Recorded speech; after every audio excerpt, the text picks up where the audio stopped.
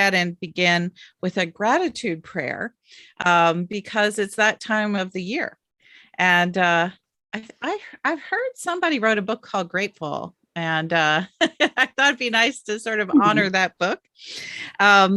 This is a prayer that's written by Gary Snyder, who is a contemporary poet whose work I really appreciate. And he wrote this after the style of a Mohawk prayer. I thought that you all might like it. Gratitude to Mother Earth, sailing through night and day, and to her soil, rich, rare, and sweet in our minds, so be it. Gratitude to plants, the sun-facing, light-changing leaf and fine root hairs, standing still through wind and rain, their dance is in the flowing spiral grain in our minds, so be it. Gratitude to air, bearing the soaring swift and the silent owl at dawn, breath of our song, clear spirit breeze in our minds, so be it. Gratitude to wild beings, our brothers, teaching secrets, freedoms, and ways, who share with us their milk, self-complete, brave, and aware. In our minds, so be it. Gratitude to water, clouds, lakes, rivers, glaciers, holding or releasing, streaming through all our bodies, salty seas, in our minds, so be it. Gratitude to the sun, blinding, pulsing light through trunks of trees, through mists, warming caves where bears and snakes sleep. He who wakes us in our minds, so be it. Gratitude to the great sky, who holds billions of stars and yet goes beyond that, beyond all powers and thoughts, and yet is within us. Grandfather Space, the mind, his wife, so be it. That's quite a cosmic prayer for the beginning of this Thanksgiving season. I thought the first thing to kind of break the ice, although it seemed like while we were chatting, I'm not sure how many of you need ice broken. Richard, do you want to change from the this? Okay. Okay. That must be my view. That's different. Okay. Oh, I see. Okay, great. I'm trying to get mine to work right. I thought I'd take a couple of the questions real quick and then just open it up. People really did. Thanks so much. You all really did send some questions in on the page. If you're not speaking, you might want to put your thing on mute, just because sound comes through to the whole group when you're not talking. I kind of laughed because one member of the community, Libby Lane, she writes, truthfully, I'm zoomed out. And so a couple of you had already started to respond to Zoom calls in advance that, yeah, it's tough.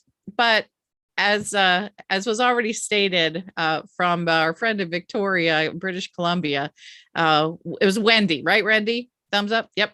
That it's a great technology.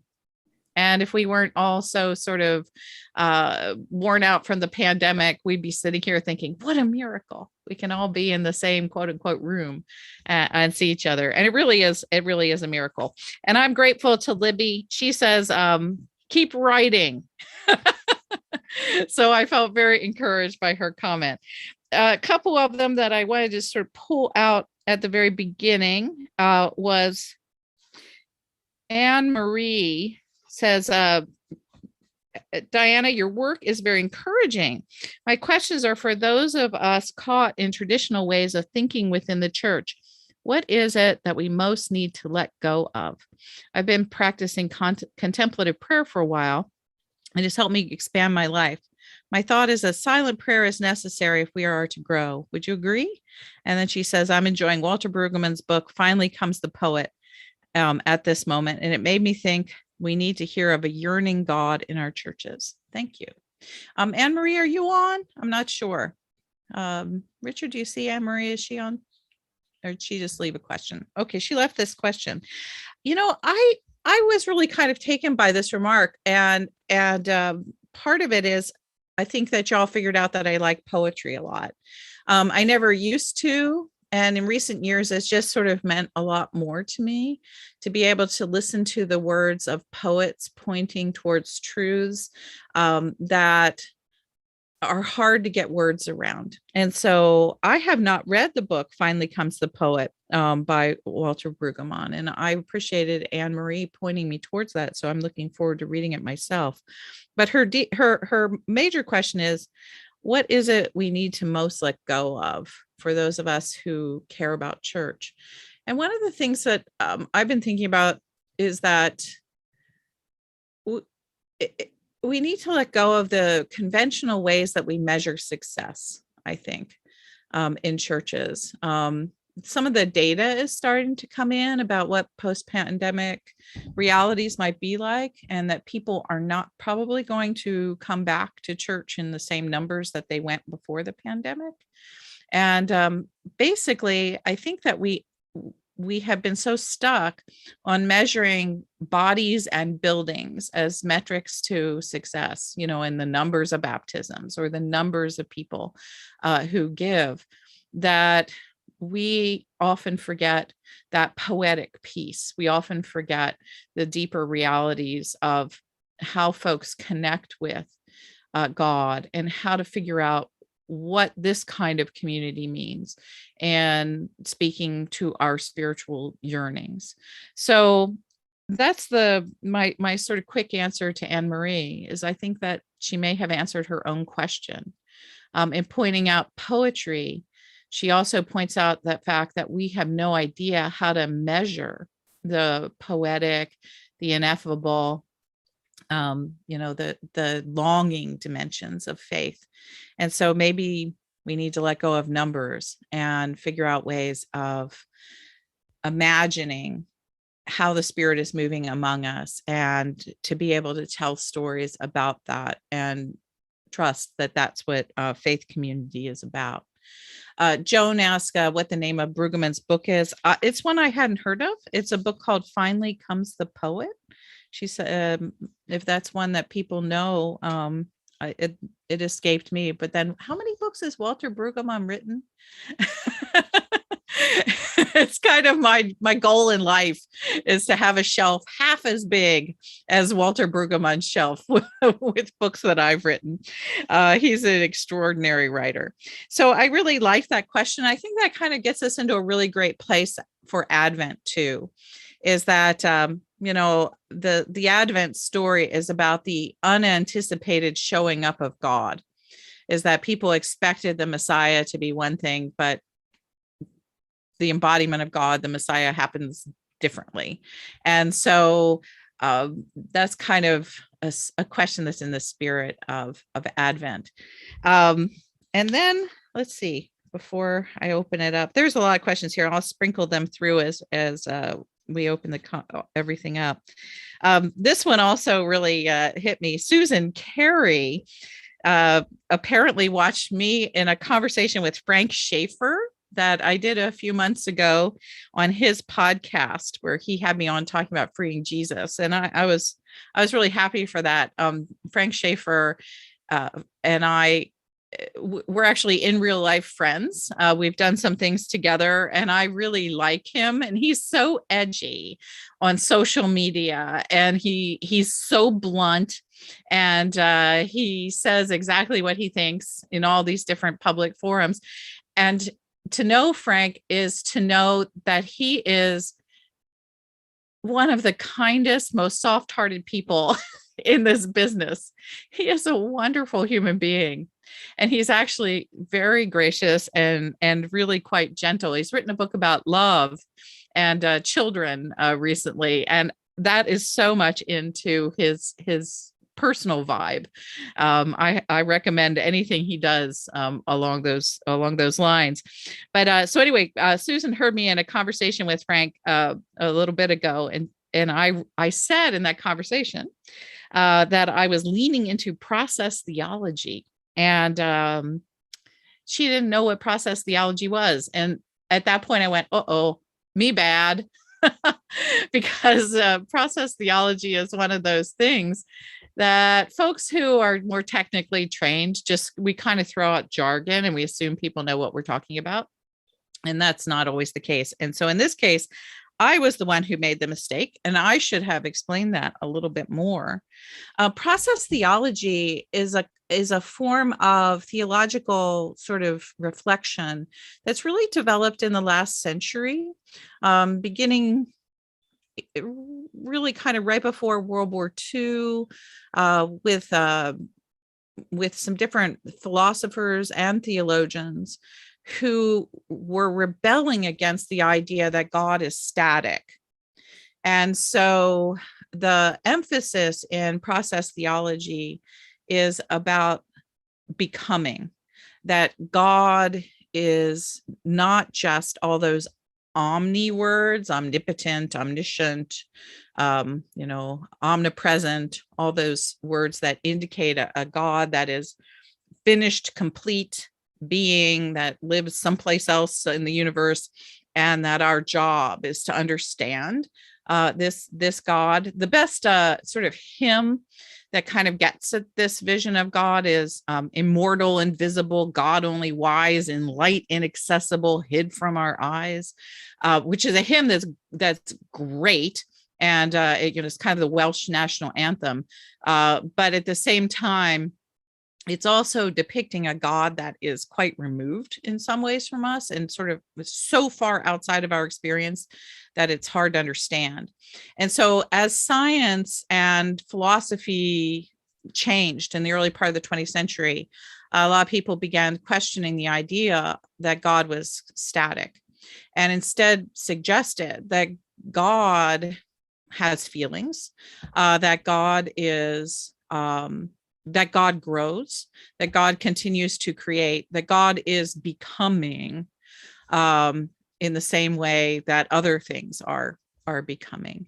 And so there's a whole school of theology that's grown up around that emphasizes the companionableness of God, that God is with us in and through the universe, and that we are in this sort of divine process, really, of co-creating the universe with God, and that as that co-creation is occurring, that God is actually changing and growing and becoming more God as time unfolds, and that this is part of the mystery and the wonder of creation. So it's a really interesting theological approach. I am not a philosopher, and so I can't quote Alfred North Whitehead, chapter and verse, and he's one of the main philosophers of this that led to the development of process theology. And also the big names are John Cobb and David Ray Griffin, and a friend of mine who I went to college with, actually, Philip Clayton. Claremont School of Theology, there are probably some people here who know Claremont or might have gone to Claremont, is really kind of considered to be the theological center of process thought in the United States. And it's also been very influential at ILIF for anyone who might have gone there. So this is an approach. It's about creativity, about God, about a God that is far more intimate and far more involved in human and creation realities than what we might have thought. So it's something I just sort of have always intuited without having a class that said, you can be like Reformed, or you could be Lutheran, or you could be this or that, or process theology. Nobody ever really sort of sat me down and said, pick a label and figure out who you are. But I realized that my inclinations and my spiritual life and the kinds of concerns that I have lead towards a theology of becoming rather than a theology of being. And that's basically what process theology is. It's a theology that emphasizes becoming rather than static existence. So those are two questions I just thought I'd pull out of the pile to start. And hey, raise your hands. Put stuff on in the Q&A, and we can kind of jump for it. Gordon, did you have your hand up? Yeah, go ahead and unmute yourself and jump in. Yeah, I never had a name for it, the process theology, but to me, it's kind of obvious that God grows and that we have an influence in our relationship with God. So many people don't think that way, but Moses convinced God not to destroy his people after setting them into the desert, and other prophets have done the same sort of thing over time in their discussions with God. So yeah, that's always been a kind of my way of thinking, I guess. Yeah, it is something that's a fairly, I think, intuitive theological approach, even though it's mostly been a kind of approach that has largely been owned by philosophers and poets, which is really interesting to me. I find some of the process of philosophy very difficult to read. I mean, I got a PhD in this stuff and I still find it difficult to read. But I get it more through poetry. And that's where it comes in. Someone asked about good books on process theology. The process theologian I most relate to is Sally McFaig. And she taught for years at Vancouver School of Theology, and she's an eco-feminist process theologian. And when I get kind of confused about what process theology is all about, I always remember Sally McFaig's work. She has a book on how the earth, called The Body of God, and it's about how the earth is actually the body of God. And it's a fabulous book, and that's well worth reading. But she also has a sort of a theological compendium that gets at some of the major aspects of her work in, I think, very lucid ways, if somebody wants to read a more approachable book by her. So she's really quite good. Other people who write in this vein, certainly you can look up Philip Clayton online and see if any of his books. He has a number of books, including handbooks on process theology, and you can kind of see which ones you might like. And there is a very good introduction to process theology by Bruce Epperly, Epperly, which lays out sort of the whole systems and the vision of process theology. And the other book that I might recommend would be Monica Coleman, who there's some real interesting overlap. And I think Gordon's question kind of points there between process theology and liberation theology. One of the things that is intriguing about process theology is that it has really grown up side by side with liberation theology, unlike sort of some older forms of Western Christian thought, which were, more embedded in sort of European culture. Process theology has always had this sort of rival or conversation or what have you, this angularity going on with voices from people of color and non-Western approaches. So it's had to really sort of adjust and adapt and sort of figure itself out. So it's not just like Alfred North Whitehead and a bunch of white guys, but it is those people who are fantastic and really smart in conversation with the culture of the 20th century and now the 21st century. Monica Coleman's African American, and so she is also a process theologian, and she's also a womanist theologian, and she's interested in environmentalism too, and she combines all those things together in her work, and I find her work really powerful. And process theology, of course, is part of the process that part of what we're co-creating with God is a world that is more just. And so liberation theology and process theology, interesting, much more compatible than some other forms of theological reflection and speculation. So I think that's pretty interesting conversation. So I see Catherine just said, following on the heels of process theology, I hear more and more lately in conversation and some reading the openness to the idea that both God and we continue to grow in multiple ways. Yeah, that's process theology. And there are arguments about it. There are people who hate process theology. So there is a discussion that is lively that's beginning to occur in churches across the board, even after we leave this earthly life. I find this idea appealing. That's, well, I think there's been some seeds of this in Catholic thought for a really long time. I mean, Catholics have always had the idea of you can go to purgatory and people change even after they die, and that God apparently changes God's minds about people's eternal states after you die. So there is this sort of hint of it in Catholic theology. And Pierre de Chardin, he was one of the first theologians to really be identified as a process thinker, and he of course was a Catholic priest. So that I think that's probably about all I could say at this point, is that these kinds of theological systems, there are always hints about them before they sort of come into more full bloom at the right time. That's the way theological ideas always are. They're present in different ways throughout the history of a tradition. And then it somehow seems like when the time is right, they sort of burst more into flower and people begin to understand them and adopt them. So the differences between liberation theology and processes: liberation theology is really very much emphasized. Gordon did that follow-up question. Liberation theology really emphasizes the liberation of particular groups and looking at the tradition through the lens of whatever the group that has been marginalized or oppressed is. So different forms of liberation theology. There's Black African American liberation theology. There's just Black liberation theology. So you have very famous people who write in that vein.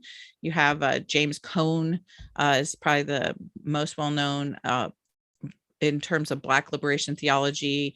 You have Gustavo Gutierrez writing about the experience of people in Latin America. You have the whole raft of women who wrote feminist theology. That's a form of liberation theology. Then you have the Black women and the Mujerista women who write about liberation theology. I just finished the thing that I just sent out from Grace Chisun Kim. Grace certainly would be in the tradition that is emerging of Asian American liberation women theologians, arguing to see the text and see the tradition from the position of other people, and to approach the text with certain kinds of suspicion that it has been used to hurt rather than to free, rather than to liberate.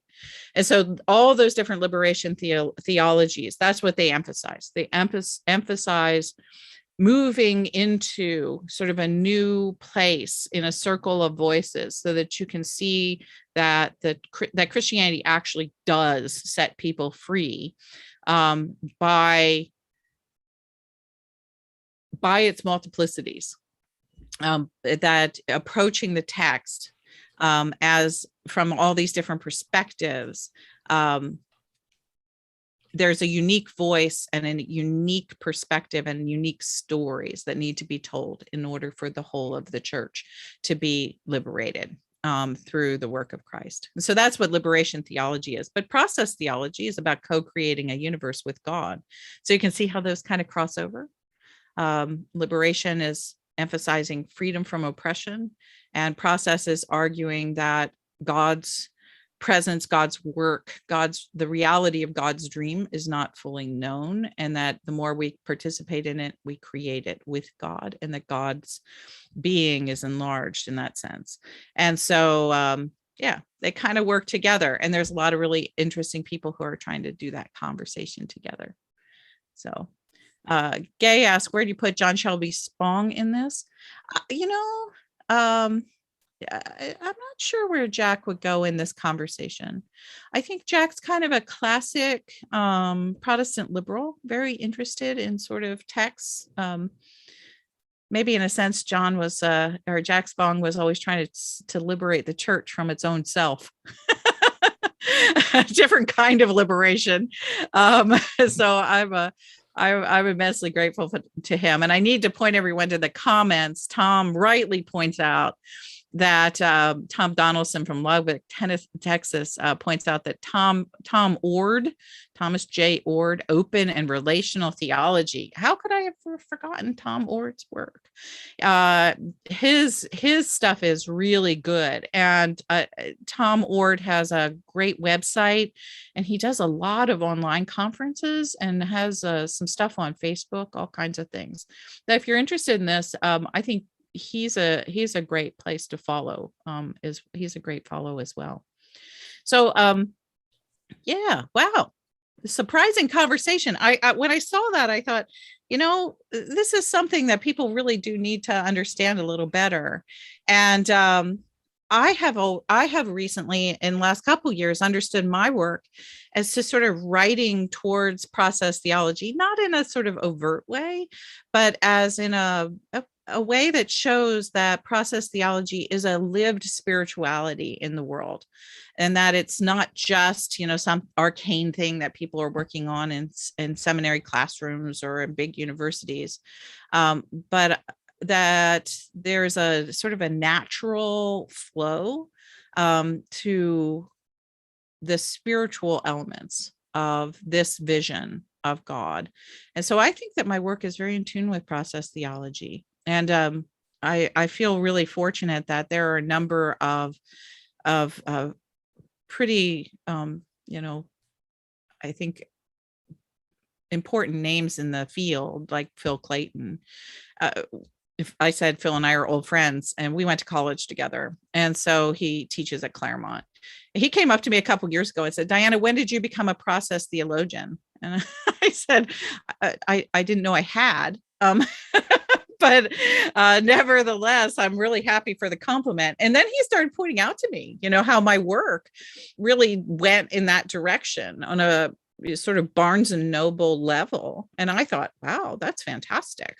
That's my calling, is to write theology that I can walk in any church in the United States and start talking about stuff that people understand, and they can reflect it in their own lives. And so that's where, to me, that's the theology that matters, is that, if you can find that book in Barnes and Noble, if you hear an idea or see it in practice and say, yes, that's lived theology. And that's one of the things that I'm really trying to embody. Yeah. I think I saw Ben's hand and then Ruth's. So unmute yourself, Ben, and then we'll go to Ruth.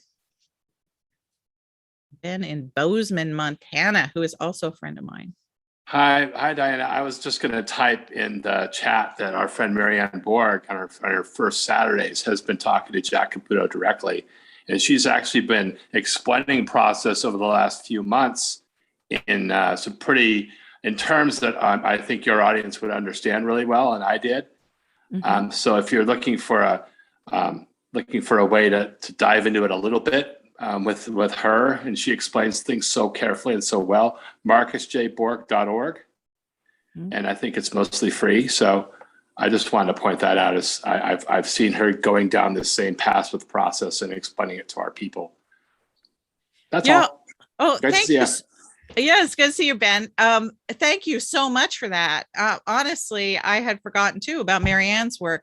Is that every month on the second Saturday, Marianne's been hosting these big Zoom meetings, and I don't know how many people were there last time. She's getting anywhere around like 300 to 800 people who are coming to these meetings, and she's literally teaching process theology. And that's not something that Marcus would have done, but it is definitely, I think that Marcus, did it, but in a whole different way. But Marianne just, boom, she's just decided this is the direction that she wants to go. And those sessions have been outstanding. I mean, I've been to a couple of them, both either contributing or just sort of sitting in the sides and listening. And I always learn stuff.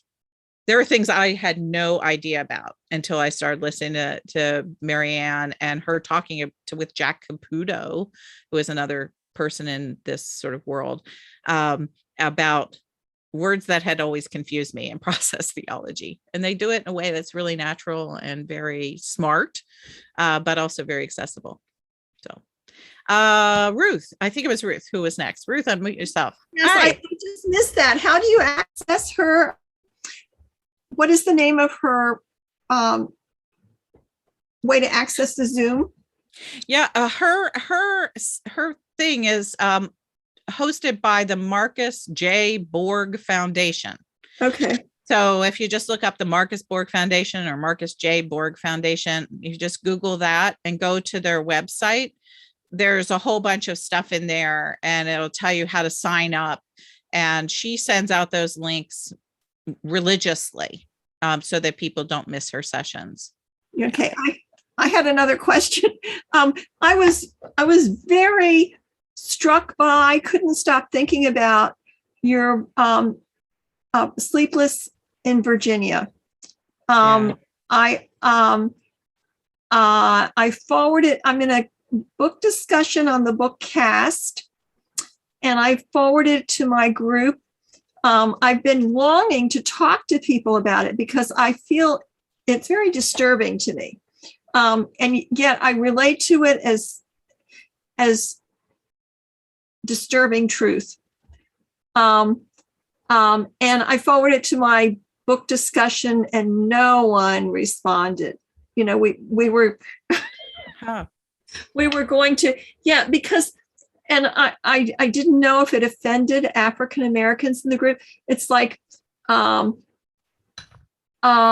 relate very much to fear being a common denominator, and that just feels like the ground truth. And yet, if I don't buy into that, and do I have no standards? You know, am I not taking a stand? Are there no is there no truth? Is nothing right or wrong? And yet I know people have opinions that I disagree with. And loving everyone despite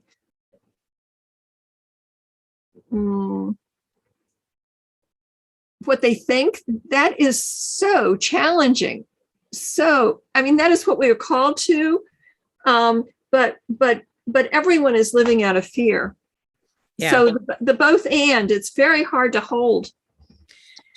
Yeah, thank you, Ruth. I actually appreciate a chance to talk about this because there were two pieces that appeared within 2 or 3 days of each other. And I meant for those two pieces to go together. And so the first piece was the piece about Glenn Youngkin running for governor here in Virginia. Mm-hmm. And it was probably, I think that it was the bluntest assessment of a political candidate that I might have ever done.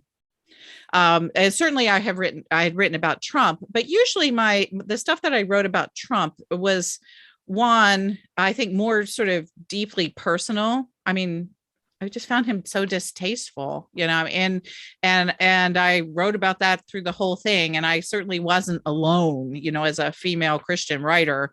You know, there were just dozens and dozens of us that were constantly sounding warning bells about Donald Trump and what we were concerned about.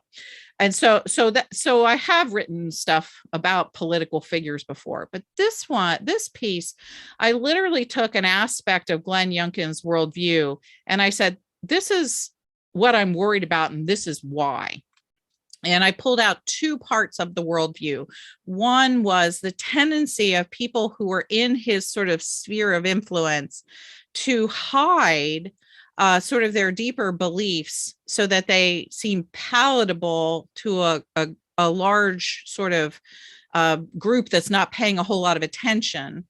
And yet the deeper beliefs are, you know, pretty exclusivist and not always what they appear to be. So there's that piece that I wrote about. And then the second piece was the fact that the movements that have influenced Glenn Youngkin, especially the Alpha movement, and also some parts of third wave Pentecostalism that are influential in his thought, are deeply anti-LGBTQ, LGBTQ, and also very hesitant for the full sort of affirmation of women in the church. That Alpha and these other and third wave Pentecostalism has been based in a kind of hierarchical view of human roles and the dignity and worth of human beings. And that is just like something that people should know when they're voting for a political candidate, that someone is influenced by a worldview that might not be the friendliest worldview to some of the people who have worked very hard for full rights and recognition and dignity within our culture. And so I wrote that piece on Youngkin, and it looks like I see you shaking your head, so you probably read that piece too. But what I didn't want that piece to just sound like a wild alarmist, sort of progressive yelling that religion is bad and that people have to watch out for Glenn Youngkin because he's a dangerous theocrat. That wasn't the tone of that piece. The tone of that piece was crisp analysis. This is what the history of this group is. This was an experience. I did write one thing about my own experience, and this is what their sort of underlying worldview is. Then the election happened, and I woke up, 2 days later, and all my friends were talking about how afraid they were. And so I went and wrote the second piece, and the second piece was really a reminder that it's actually bad to live inside of a culture where we turn one another into enemies. And so there was the crisp analysis, the clarity, the be concerned about this, folks, piece. And then there's the piece that I think is sort of aspirational, asking people of faith to recognize that even those we have disagreements with are people who are in the image of God, that we should be engaged with, and that do have worth and dignity, and that fearing one another is not a great social program. Turning one another into enemies is not a great social program.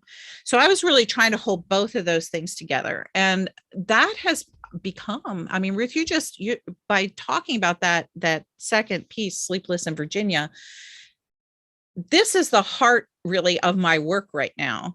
And I, every single day, ask myself these questions.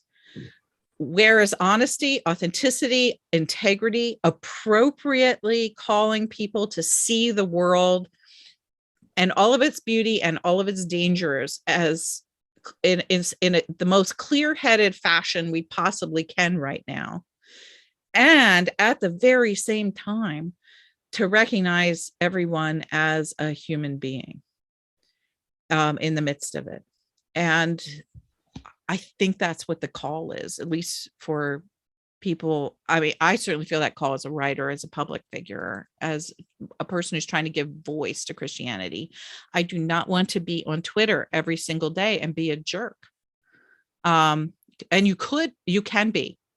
There are really Christian jerks who are progressives on Twitter every single day. Just all they ever do is yell and insult everybody, and who's not them.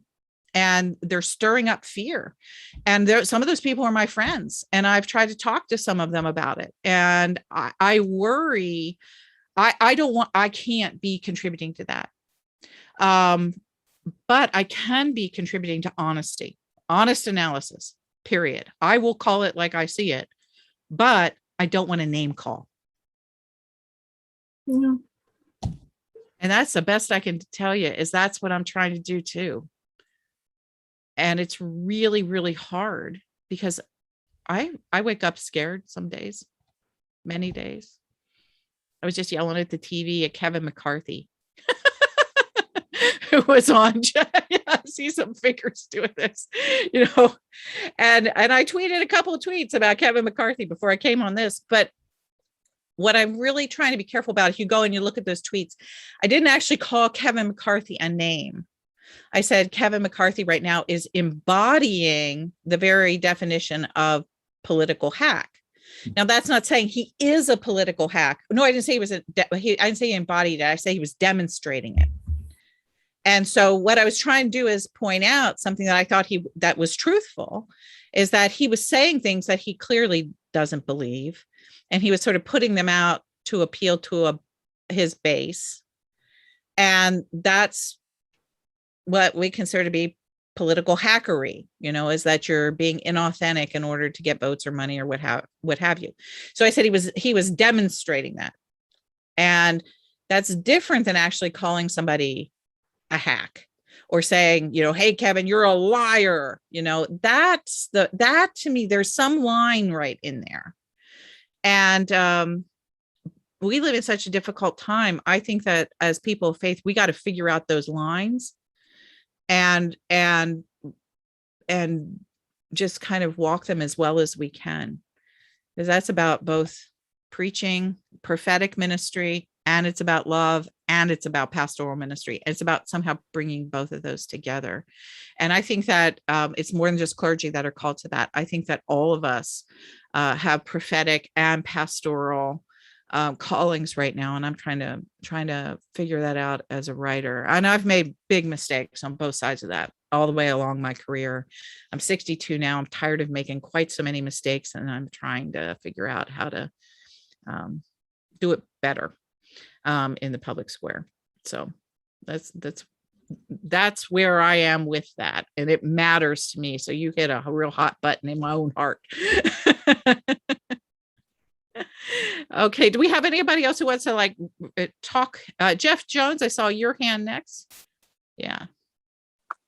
I'll unmute.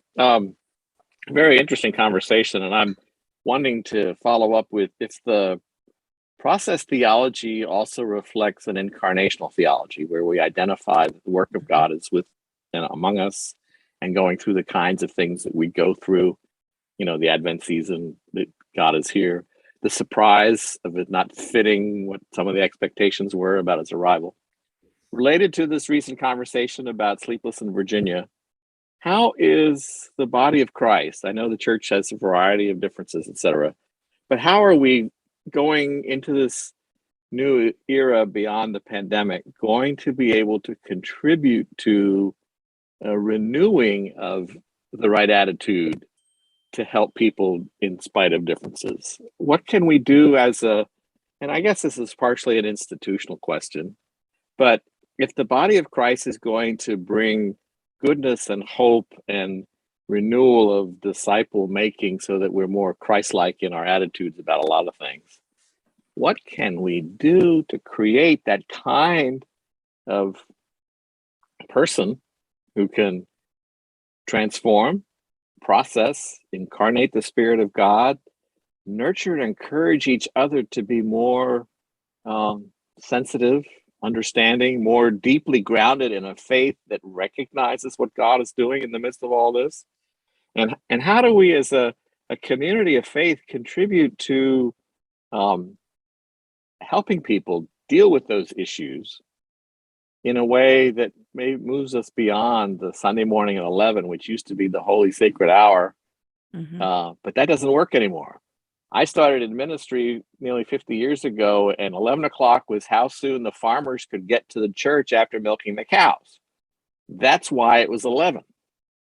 Now, having raised kids who wanted to play soccer Sunday mornings at 10 because the school fields were actually available then, for scheduling new, what can we do as a community of faith to begin to look at the environment and the culture and provide some opportunity for renewing and shaping and developing faith so that it makes a difference to take off some of the edges that we've been talking about?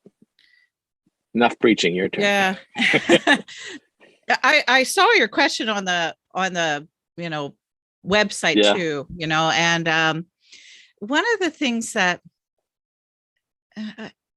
yeah, this is one of those things that I almost only can speak from my own experience. I know that there are great questions about the institutional sorts of peace. When are we going to meet? Where are we going to meet? Who will be meeting? All that kind of stuff. But I think that as a person of faith and as a lifelong churchgoer, now, I've always been most compelled, not by the where or when or who, but by the what.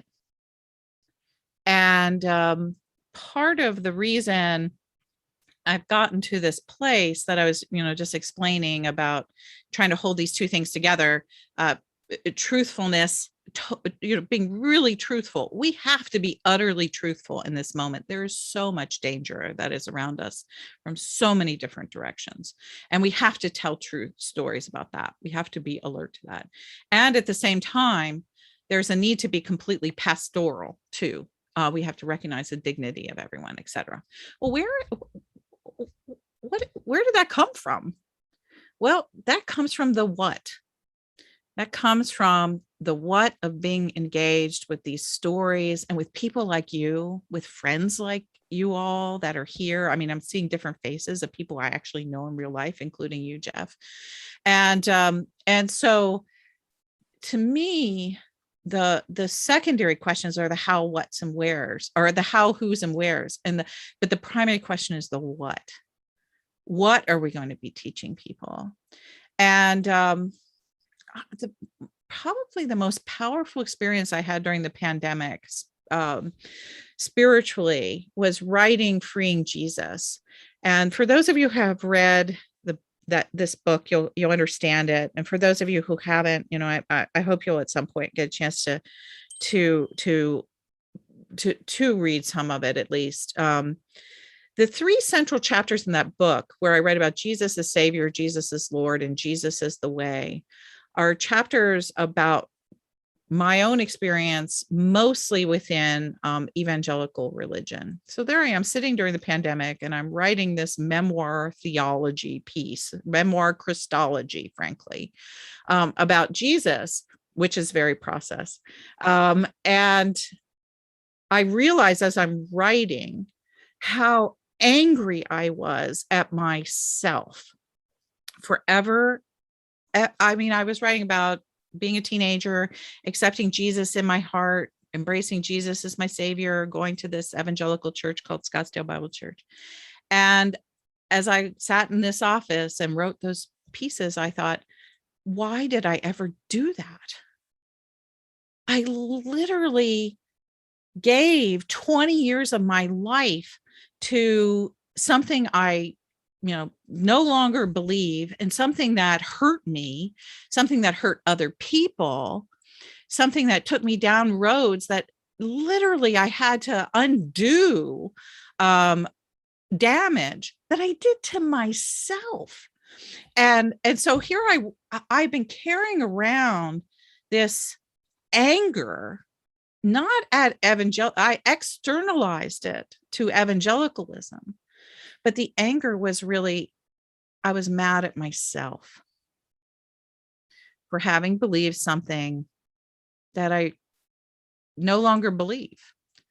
And when I got to the point where I could admit that I was the one who chose this, that I was the one who went down this path, and that I was angry at me for making those decisions, all of a sudden, I began to feel this weight kind of lift off of me, because then the next question was, well, why did I do that? So instead of just sitting there in the anger, I'm so angry, and what I had been doing is sort of flailing myself.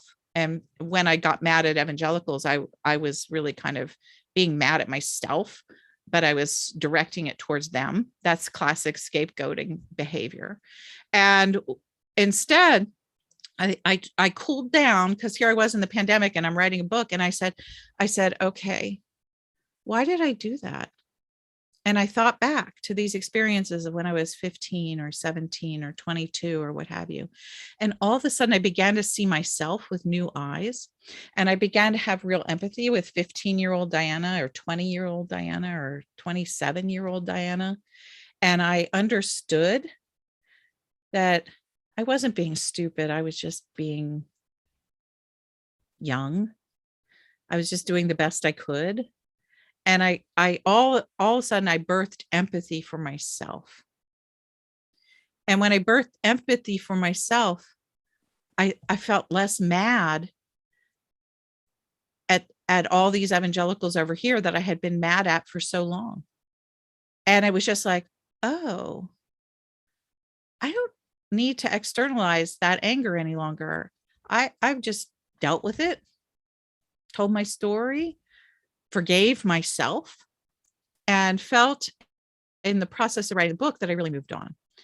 And that piece taught me something important about the what, is that so often in my own life, there's all this language about forgiving, and we've externalized so much of that language. And yet I think the heart of the Christian tradition is really love God and love your neighbor as yourself. That first piece is about not just asking for God's forgiveness, but encountering God's love in such a way that we let go of unforgiving ourselves. That's the what, and that's where that piece Sleepless in Virginia came from too, is that over the last year, I have just gotten a lot more both certain of what is wrong in terms of injustice in the world and things that I'm committed to that need to be changed and fixed. And at the very same time, more aware of how I have contributed to the wrongs of those things. And whenever I start getting worried about all that division in the world, I have learned to look towards my own heart and say, where's that starting right here? Where is that division beginning here? Where am I contributing to the injustices that I'm so angry about right here? And so somehow I've really kind of gone towards a very contemplative and even inwardly empowering place that's given me a bigger kind of passion and also hopefulness about being able to handle the issues of our day. And so to me, that becomes part of the job of the post-pandemic church, is to really engage the what. And the what involves us, and not externalizing sort of all the stuff, but to recognize that we're part of a whole sort of landscape of anger and injustice and fear and these things, and to correct and address where we are within that whole landscape, is to begin the process of reweaving the whole. And so I have fairly, that's just where I am right now with this, Jeff. I don't know if that answers your question, but it's where some I of am. what you went through in terms of your connection to the evangelical church be because of the way it has shaped itself today. Because I think I've got 70 years worth of experience. My parents were missionaries in the Congo when I was growing up, and went through several of the stages. Also from Baltimore. I know the neighborhood you're talking about.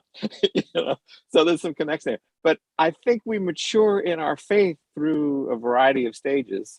And some of those, as you described in your book, Freeing Jesus, we go through where a particular component of faith was very helpful to us in constructing our ability to grow and to move on.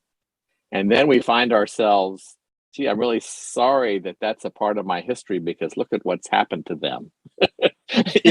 And that adds to the discomfort, because we in the United Methodist Church, with the reflections on and the struggles with a traditional form and a progressive form, and what are we going to do when that all breaks apart, et cetera, kind of thing.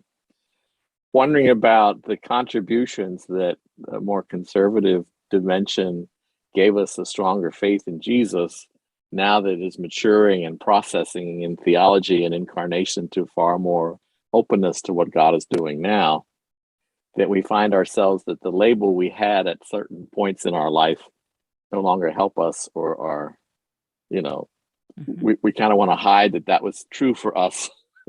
you know, my faith grew tremendously when I was in college because that Asbury wave of the Holy Spirit kind of swept across schools. And, very grateful for that Pentecostal kind of revival and strength. Now I look at some of the things that they share and teach and whatever, and I'm embarrassed that I was blessed by that kind of a component at some point, but it contributed to how I get to here. Right. And I think that's something we need to, I hope we can kind of recreate for people, as a chance to recognize there are stages in that spiritual maturity. And sometimes those components of the body of Christ contribute to that we won't recognize until years later, or something we can build on and move out of. So, yeah. And you've been helpful. Well, I, as we sort of wrap up here, I think I love your question, because the what is really important. And what I want to do right now is try to hold on to all of you all, and have you hold on to me. I mean, the whole tone of this whole conversation, I'm really surprised, has been about process theology. And one of the things that process theology is about the connectedness, that God is really with us here in this world. We are really with one another. We are with all creation, and that we are in this sort of activity of making the world, making the dream of God, through what we're doing together, and through how we respond to one another. And, in I think it was in Christianity After Religion, I wrote a line that people have quoted back to me 1,000 times. And that is, if we look at the world and see things we don't like, we've had a hand in doing that, and we can fix it. And so that's one of the things that Christianity has taught me. Being in community with you all has taught me that we are all in community, and that together we have the possibility, and we always are, making the worlds that we both see and that we dream of. And so I think that if we hold on to one another in the midst of all of this, if we hold on to each other, and we try to figure out how to be together through all of these different endings and all of this fearful stuff, that somehow we will be able to make more of the world that we dream of, rather than the world that we have created that is kind of a fearful mess. And so that's where I am spiritually with this. And incarnation, the presence of God, the reality of the Holy Spirit, the poetic beauty that surrounds us, the fact that our lives really, really, truly matter, and the fact that we mess up, and the fact that there are people who are involved in this whole enterprise that we really might not like very much, but nevertheless we are in this enterprise of making a world with them, making a universe with them. And so how do we do that? How do we do that with dignity and grace and honesty and authenticity and love and all of those things? And so I'm really just grateful that you all, care enough about this, that you've, supported my work. And I think that you all are you see this. We're in it. We really are in this together. And that's what I'm speaking towards. And that's what I'm trying to do. And if I can, the ways that I can encourage you in that, that's really what I am dreaming of all the time. You're always feel free to send me an email or talk to me about anything you need to get off your chest, because none of us do this alone. We're connected, and God is with us. So that's really my answer to you, Jeff. Is the more we embody that, the more we make sure that people know that, the more that we tell those stories, the more we begin to create what we hope will be. And I almost don't think we can get there until we start doing it together. So people sort of ask me all the time, oh, what's it going to look like? What's the future going to be? It's like, well, I don't know until we make it. But what I do know is that if we hold on to one another while we're making it, we're going to somehow create something that's more beautiful than it otherwise would be. And I hope closer to the dream that God intends for humanity and for all of creation. So that's I think a great place where we can kind of wrap up. I saw some wonderful comments in here. Lindsay talking about freeing Jesus, and thank you very much for that, Lindsay. Yes, indeed. She says, "I sounds like you freed Diana too." Yes, that's the irony of that title. Freeing Jesus means freeing each one of us. Kiki asks, "Is God working with other animals to make the world?" Absolutely. The sparrows, the creatures of the woods, all the fish of the sea. Fantastic that creation is all working in connection with every other part of connection to create the dream of God through history. And I loved these questions today, and thanks for joining me. Anybody got a final just sort of thing that you want to throw out here at the end? Are you preaching on Sunday? Oh, well, I preached this coming Sunday. Yeah. No, this coming Sunday I'm off. So you have to content yourself with the last two sermons. I want Christ the King. I want to know what you're thinking. Oh, oh my gosh. Oh, yeah. Uh-huh. Well, Christ is King, I guess. I don't like that language very much. I've written about Christ's kin. And so I'm more comfortable with that these days. Thank you for everybody. It's 4:06. I want to honor your time. Oh, look, Jeff has his dog. Oh, so cute. That's pretty wonderful. Have a great weekend. I will see you in writing. I'll probably put out another podcast before Thanksgiving. And I'm grateful for you and to you for all that you mean in my life and how much your encouragement means.